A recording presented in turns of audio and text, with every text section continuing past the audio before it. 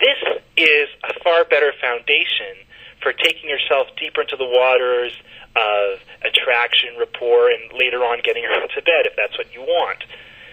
But by starting off in the vibe, in the moment, you're going to find that it leads to more moments. And if you think about it, all life really is a bunch of moments put together, right? So that's really what you want to make of your own life and what you want to add to her life. And notice also what's happening here is, by not trying to take, you inherently are giving. This may sound like it's really, philosophical and Zen-like, but it's just really basic. You're not taking, you're giving her good emotions, because most people are trying to take from her, and you're just kind of playing with the moment. You're kind of having fun with it. So that lets her do the same thing, because why? There's no danger in it for her. She's not feeling, if I talk to this guy, he's going to ask me for my number, even if I don't want to give it to him. Right? She's not thinking, if I talk to this guy, I'm locked in. You're making it really clear from the beginning that you're not trying to get anything. You're going to see how the vibe goes. And the funny thing is, if the vibe goes well, if she's laughing with you and she says, yeah, actually it has been one of those days, and you go like, well, I figure you're just one of those types that just, either is really goofy or is having one of those days, or maybe just have those days all the time. Notice what you're doing this example, what you're doing is, you're also behaving as a guy who's not needy for it, and you're also coming across as very different than most guys that are beneath her. You're actually coming across as something that I call superior intrinsic value, which is a bit of a fancy name for basically saying, the ultimate emotional effect is she feels you are superior to her. You're just more.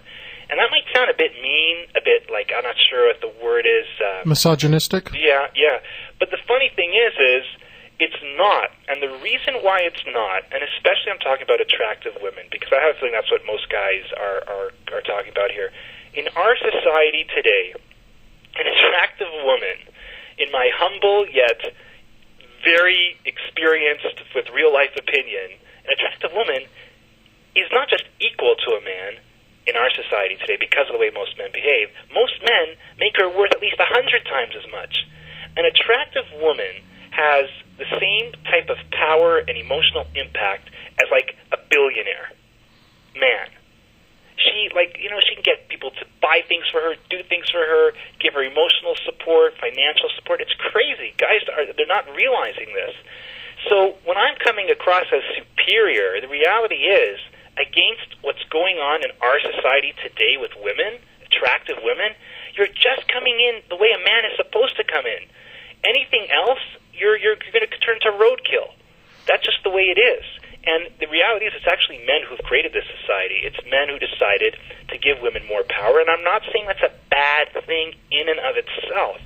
But the problem is, when men gave women the vote and all the power, and all the equal power, the problem was men continued to act as if we're still in the 1950s when the 1950s are gone. There's no reason to be overly generous and put women on a pedestal when women don't deserve that anymore. And I'm not saying they deserve bad, they just don't deserve the extra pedestal. In the 50s, most of the women didn't have positions in society. Their main position was bringing up the family, the moral gatekeepers of society, and all that stuff. But that's not their role today. So if you're going to treat a woman as if she's this more moral, better thing when she's really not, it's just like treating a child too well. You spoil him. And most men have spoiled attractive women today. So when I talk about being the superior guy, ultimately it's the only way for a guy to actually even come in with a fighting chance. I have a few questions for you here on a number of the topics you brought up. The first question I have for you, do you believe that women are resentful of the power that they have due to their extraordinary beauty? That's a really good question, and I think there's two parts to that answer. On one hand, there's no way that any woman resents having the power because it's so convenient.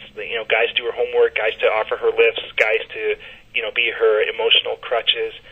But she definitely, the word you used again was resents, right? Was that That's the word? Right, resentment. Yeah, I think she definitely resents it, though, when she's looking for a man man, right? Like a manly man for her to be her partner, part of her desires.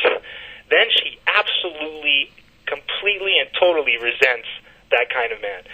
Yes. So that's the answer. Sexually, she resents that kind of man. Favor-wise, she loves it. So it's a kind of a double-edged sword. All right. And my next question for you, based on what you talked about, you talked about vibing versus the pickup line. Right. So this is just a quick question here. If somebody has a half-decent pickup line and a very decent vibe, will that combination beat out the best pickup line with a little vibe? The answer is it won't. And the greatest proof for this is something that I do very, very often. I conduct almost every single week boot camps with guys from all over Canada and actually all over the world. Clients have come from Britain, United States, Australia.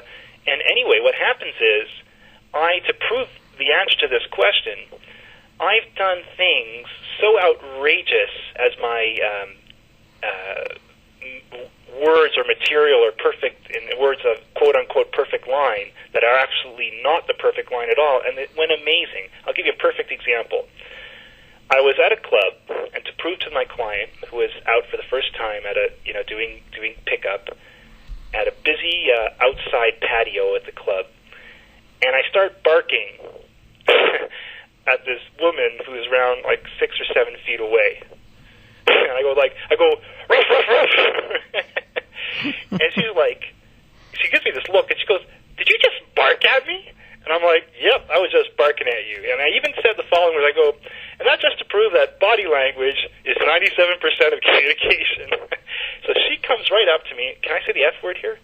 Actually... Okay, I won't say it. Thanks. So she goes, "Well then, F you," right? Because she gets it. She's understanding exactly my vibe is. So I playfully go back, no, F you. And we're like 1 millimeter away from each other's nose. We're like, no, F you. And we're like doing this playfully, totally. The communication being sent back and forth, it's complete vibing.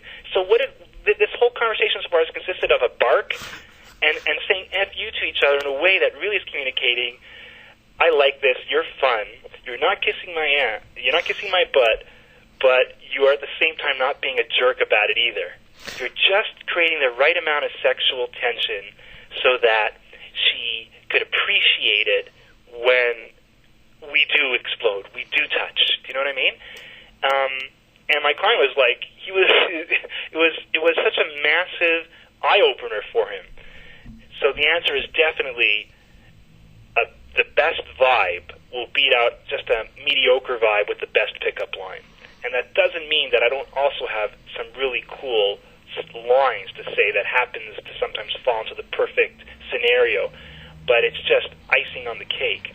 And the reason, again, is when you're in the vibe, not only does your tonality express so much about you, like your voice says whether you're feeling playful, whether you're feeling nervous, whether you're feeling secure, but also when you focus on this, your mind becomes able to access the coolest, funniest, wittiest, most courageous, most witty parts of your personality, because you yourself are focusing on your own vibe.